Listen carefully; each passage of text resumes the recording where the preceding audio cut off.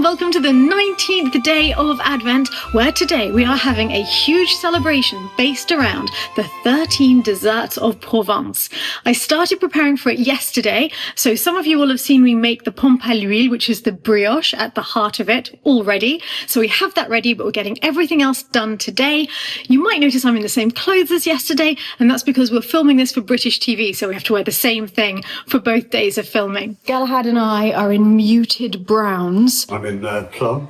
Exactly, yeah. I'm liking this. It's very good look, you see. We all need to be quite muted. This isn't a red and gold kind of Christmas day. You know, we can taste one of these, because we've got more than enough for the thing. Cook's treat, right? If you insist. All right, do you want to just break a bit off? You must never cut this with a knife. It's very bad luck. Ooh. Don't come to me with a knife, Gerald. Break a bit off. Go for it. Okay. I presume that comes from the idea of breaking bread together. You must only break the bread. Is it all right? Friendship thing. Yeah, it is. It's a friendship says, okay, let's break bread together. It looks a little bit dry to me. Shall we put a bit of butter on the table? What do you think? Bit dry? You look positively desiccated, Marie. Toast and dry. And butter. Butter. It's got quite a chewy texture. I mean, it's weird, it's light, and yet it doesn't disappear. I can't really describe it better than that. I think butter's going to be needed for this. Yes, I need a lot of butter. All right, take two with butter. See, there's always a fix in life. Whilst I've been getting on with the cooking in the kitchen, Philip has been starting to lay the table. Philip, this is so cool. She does all of the time. This is so Provencal. I love it. Finished yet? I feel that something needs to be coming out of this. Is that the idea? Yeah, I don't know what yet, but there can be something coming out of it. Dead pheasant. Nice, Marie. Love where you've gone with that. Swan. In one eye. Oh, yes, we can put his little blanket in there and he can live in there. Yeah. So yeah, I feel it's coming together. The idea was still life, like sort of Provence. It's an indeterminate time, 17th century, could be 19th century during the 17th century, sort of still life. I love it. I love the idea. I love the concept. And can you explain the tablecloths? Right. Because they're not your usual look. There are three. Look, there's four, but I'm going to call that a drape, not a table. But there are three. So we've got 1, 2, and 3. Yes. Which is the Provençal thing to do. It's 3 tablecloths that are steeped in a lot of symbolism about the Holy Trinity, but also the past, present, and the future. And in some families, they remove the tablecloths between courses, which we are definitely not That doing. sounds like an epic nightmare. We'd have to take all of this off. It would be awful. Obviously, it's different if all the food's on the table and then, as the starter goes. Yeah. And this is just for Christmas Eve, isn't it, this tradition? Yes. It's not every single day. Can you imagine? All the laundry you'd have to... I love the flowers you've chosen, Marie. They are spectacular. Great colours. And Marie's even got some dried ones too. I mean, it's perfect. It's very Provence. This is basically your perfect brief. Go rustic. To be fair. And these are mimosas. And this makes me think of my grandmother because she loved the smell of mimosa. I've laid out all 13 desserts and I'm going to go through each of them with you and explain the symbolism of them. But first, Philip's helping me find lovely receptacles to take them onto the table. And it's not that easy because we want earthenware, want it very rustic. And of course, that's not really our specialty here. We have a lot of gilded porcelain, very fine things like that. And I love this aesthetic, but we just don't have a lot of it. So Philip is running around trying to find everything we've got so that we can make a beautiful, apparently simple, but in fact not simple at all, rustic country table. Here we see Marie in her natural environment, arranging a perfect rustic interior. I think you should do an ASMR channel where you just do things like this and speak in your really pretty accent. Because actually people don't see what I edit. You give me your footage. Yeah. And it's a stream of consciousness that I edit. And it's so pretty. It'll be too long to put like that on the vlog. Yeah. But I'll give you an idea of what it's like. This is what Marie's footage is like.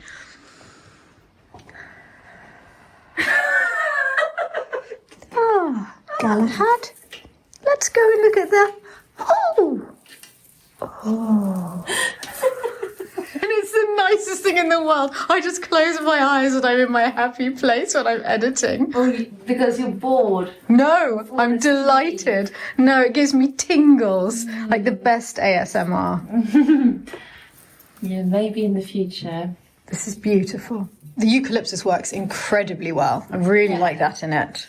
Good. We'll get them all around. And now the touches of white are coming in. Oh, I love the pomegranates spilling out. Did you bring those? Did Philip bring those? Philip. That's a good idea. Oh, I love your presentation of these. They look very authentic. Don't they just? Yeah, and you've made them into little still lives as well. Look, just out of a still life. So I'm preparing the dish called the Four Beggars, and it's called Les Four Mendiants in French. And what it actually means is the four mendicant orders. Now, the mendicant orders are the monks who've taken a vow of poverty. They were usually quite itinerant. They would travel preaching in villages, hence the four beggars. So here we have almonds, walnuts, dried figs, and raisins. To be fair, there isn't a huge difference in colour between all of them, and yet somehow they are meant to represent the different colours of the habits of the monks. The walnuts represent the Franciscans. The raisins, I'm sure you spotted it straight away, they are the Augustinians, yep. And then the figs, the Dominicans, and I'm sure it goes without saying that the almonds are the Carmelites. All four mendicant orders together in one bowl. Black nougat and white nougat are two of the desserts, but they work symbolically together. The white nougat symbolises purity, whilst the black nougat symbolises temptation. And together they are the fight between good and evil. A fight that we're all going to enjoy partaking of later, as we taste both. These are the calissons d'Aix. They're made in Aix-en-Provence and throughout the south of France, and they are almond paste topped with icing sugar, flavoured with orange blossom water. Really, they just symbolise Provence because they are perfect Provencal I think Provence sweets. is trying to kill me. Yes, it's all nuts, isn't it? Provence is also famous for their jewel-like candied fruits, and here I've chosen candied lemons. They represent the sweetness of life. On the other side of the platter, I've put the quince paste. I bought this one because I used our quinces to make the compote instead, and my quince paste was finished long ago. This one doesn't have a strong individual symbolism, but it does represent nostalgia and tradition. And then we have the dried prunes, symbolising sweetness through the winter. And the final thing on this platter are the dates, which, of course, symbolise the journey from the east of the three kings. Philip, the next one is ready to go. Fantastic, Angel. That looks great. I really like that one. Marie is here with two more desserts. One is fresh fruit, and the other are stuffed figs. So we already have some figs on the table, but these have been stuffed with an almond. They symbolise abundance. It's all trying to kill me. Your favourite party yet, darling? What have I done to it? I don't know. The 13 desserts vary regionally enormously, and they also vary from family to family. And traditionally, the 13th dessert is one that's specific to that family. So it doesn't have to be the same for everybody. And I was thinking we need to find something that fits in with the tradition of Provence, but is also uniquely Lalande. So I realised we still had some quinces left from our harvest this autumn, and quince paste and quince-based things are very much part of the 13 desserts.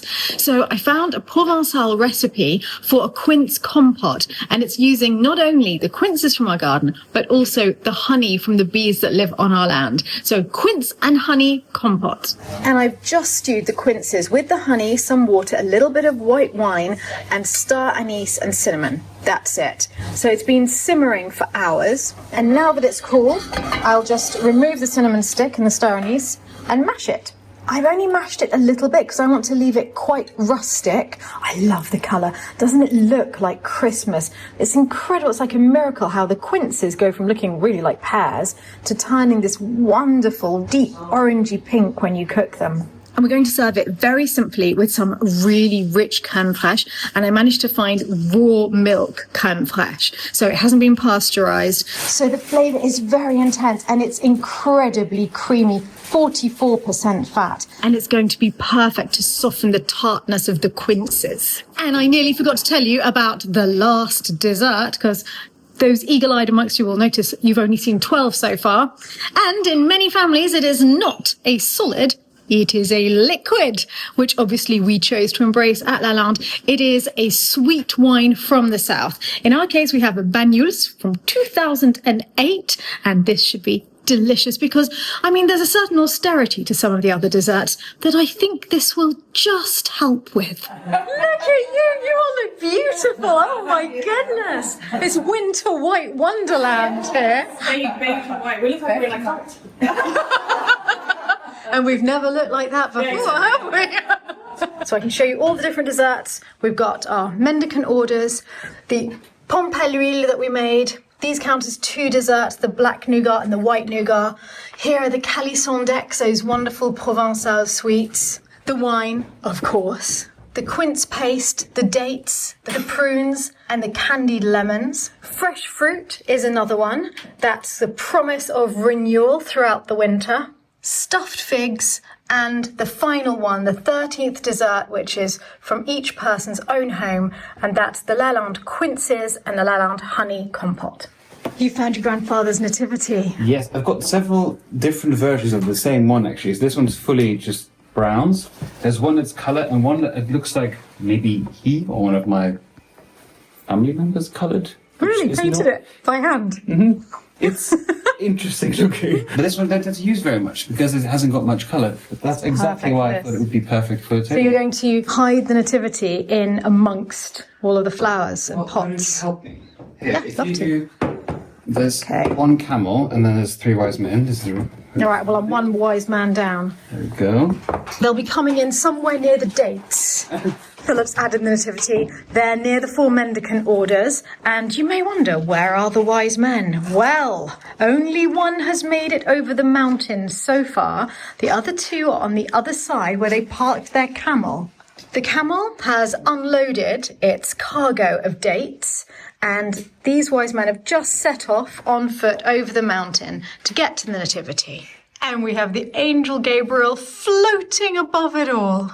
Somehow the candles being lit feels more symbolic with this table than it has with many others. Often with this grand souper in Provence on Christmas Eve, there would only be 3 candles on the table representing the Trinity. We have more than that just because it's quite a big table.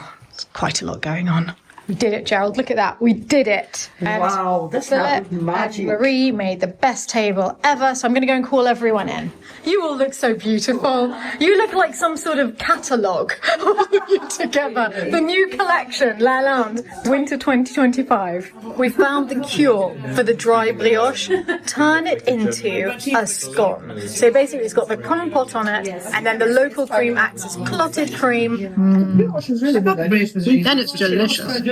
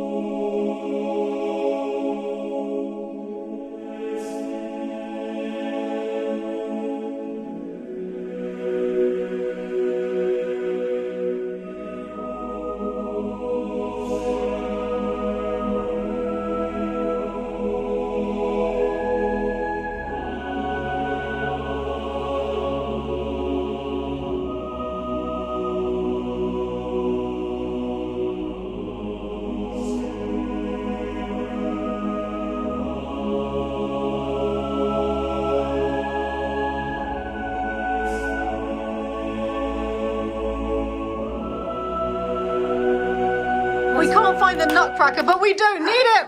We have, oh, look at this. Oh, what a man. Thank you. That's what I needed. Nuts. Okay. Who's next? Just take both of his nuts.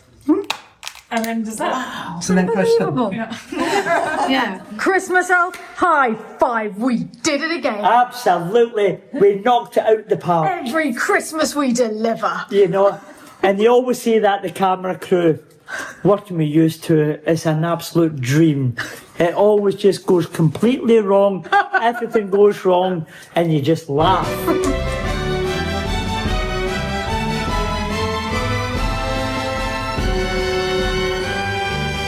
And for those of you who are going to follow along with our Lalande Advent calendar, It is time to open number 19. Let's see today's instruction. Call someone just to say hello and hear their voice. This is good advice. I'm going to go and do this evening.